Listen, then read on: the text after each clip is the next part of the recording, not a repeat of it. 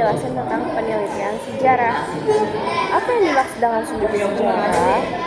Ada beberapa definisi secara umum ataupun menurut pendapat beberapa ahli. A. Definisi umum sejarah. Menurut Permendikbud RI nomor 69 tahun 2016 tentang pedoman penulisan peristiwa sejarah, sumber sejarah adalah kumpulan hasil kebudayaan baik bersifat fisik atau artefak, tulisan maupun audio visual untuk membuktikan suatu peristiwa sejarah. Sumber sejarah juga disebut sebagai data sejarah. Dalam bahasa Inggris, data adalah bentuk jamak, sedangkan bentuk tunggalnya adalah datum. Kata datum berasal dari bahasa Latin yang mengandung arti pemberian.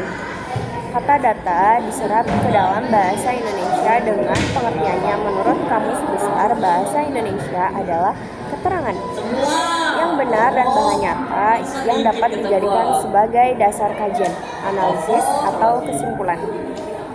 B. Menurut pendapat beberapa ahli, yaitu ada dari Zidi Ghazalba menyatakan bahwa sumber sejarah adalah warisan yang berbentuk tulisan, dan visual. Muhammad Yamin menyatakan bahwa sumber sejarah adalah kumpulan benda kebudayaan untuk membuktikan sejarah. Yang tiga dari R. Muhammad Ali. Menurut R. Muhammad Ali dalam pengantar ilmu sejarah Indonesia tahun 2005, sumber sejarah adalah segala sesuatu yang berbentuk dan tidak berwujud, serta berguna bagi penelitian sejarah Indonesia sejak zaman purba sampai sekarang. Ada beberapa manfaat sumber sejarah, yaitu ada A. Validasi penelitian sejarah, B. Sadar arsip, C. Menjaga tradisi penulisan, dan D. Membuat masyarakat lebih peka terhadap sumber sejarah. Berdasarkan urutan penyampaian atau sifatnya, ada juga yang menyebut sumber sejarah ini pembagiannya berdasarkan sifatnya. Berdasarkan urutan penyampaiannya, maka sumber sejarah dibedakan atas sumber primer, sumber sekunder, dan sumber tersier. 1. Sumber primer. Sumber primer disebut juga sumber pertama atau sumber ahli, yaitu sumber yang menunjukkan kesaksian langsung pada saat peristiwa sejarah itu terjadi. Yang kedua ada sumber sekunder. Sumber sekunder disebut juga sumber kedua, yaitu sumber yang ditulis oleh sejarawan berdasarkan sumber primer atau sumber yang bukan merupakan kesaksian langsung pada periode sejarah yang diteliti oleh sejarawan. Dan yang ketiga ada sumber tersier. Sumber tersier adalah kumpulan sumber sejarah yang berasal dari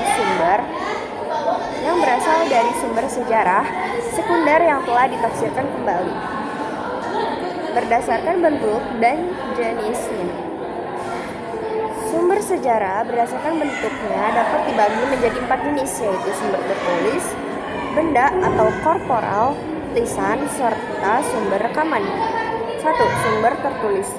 Sumber tertulis adalah keterangan tertulis atau sumber dokumenter dalam bentuk tulisan yang berkaitan dengan peristiwa sejarah. 2. Sumber benda atau korporal.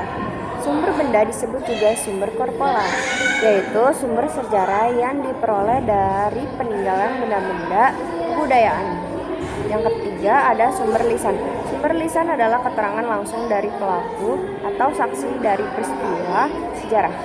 Dan yang keempat itu adalah sumber rekaman. Sumber rekaman dibedakan atas sumber visual, audio, dan audio visual. Sumber visual adalah sesuatu yang bisa dilihat. Sumber audio adalah rekaman suara yang dapat didengar dan berasal dari peristiwa di masa lalu. Dan yang terakhir ada sumber audiovisual adalah gabungan antara video dan visual yang berbentuk video dan menampilkan gambar serta suara. Berikut ada kelemahan dan kelebihan sumber sejarah. Yang pertama itu adalah sumber primer. Yang kedua sumber sekunder. Yang ketiga sumber tersier. Dan yang keempat sumber tertulis. Dan yang kelima sumber lisan. Dan yang terakhir sumber benda. Berikut